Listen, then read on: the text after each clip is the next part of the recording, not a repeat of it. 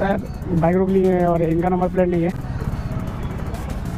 ना, पुलिस है भाई। वो करके चला रहे हो, इधर भी आराम से चले आराम से नहीं चल रहा था सर। एक तो शहर में गाड़ी तेज नहीं चलाना है, फिर भी तुम लोग इतना तेज चला रहे हो। दूसरी चीज, तुम्हारे गाड़ी के पीछे नंबर प्लेट नहीं है।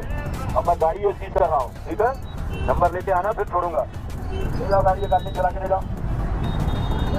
जहाँ रोड खाली रहे वहाँ उड़ा दो जितना है, लेकिन यहाँ रोड खाली नहीं है। अच्छा लगा सर, आप गलत नहीं बोले हैं कुछ, बहुत ही अच्छा लगा।